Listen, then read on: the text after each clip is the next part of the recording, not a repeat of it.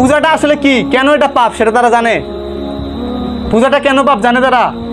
আল্লাহর ভয় নাই, আল্লাহর ভয় আমাদের ভেতরে নাই। আল্লাহর ভয় যদি থাকতো, পূজার মণ্ডপ তো দূরে থাক, পূজার মণ্ডপ তো দূরে থাক, যে অঞ্চলে পূজা হয় সেই অঞ্চলে ধারের কাছেও আমরা যেতাম না। আল্লাহর সাথে শিরিক করা হচ্ছে, আল্লাহর সাথে। আল্লাহ সুবহানাহু ওয়া তাআলা বোঝার তৌফিক দান করুক, আমিন বলি। পূজার মণ্ডপে যাওয়া যাবে? পূজার ধারের কাছে যাওয়া যাবে? কেন যাওয়া যাবে না? যদি প্রশ্ন করি উত্তর দিতে পারবেন কেন যাওয়া যাবে না? কি কারণ আছে যার কারণে যাওয়া যাবে না? ছোট্ট একটা উদাহরণ দেই, কেন যাওয়া যাবে না। দেখেন, পাপটা কেন হবে সেটার একটা উদাহরণ দেই। মানুষ আল্লাহ সুবহানাহু ওয়া তাআলার সৃষ্টি, ঠিক না? আমরা কার সৃষ্টি? জোরে বলতে, আমরা কার সৃষ্টি? আমরা যেটাকে সৃষ্টি করব সেটা আমাদের সৃষ্টি।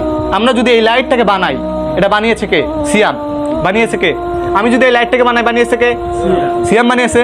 আমি যদি এখন একটা মূর্তিকে বানাই, সেটা বানালো কে? কেরা বানালো? সিয়াম বানালো। সিয়ামে একটা মূর্তি, মানে সিয়ামে আমার সিজদা দিচ্ছে, এটার চাইতে আর মানে ছোট লোকই আর কোনো কিছু আছে? আছে আরো? আমি একটা মূর্তি বানালাম, আবার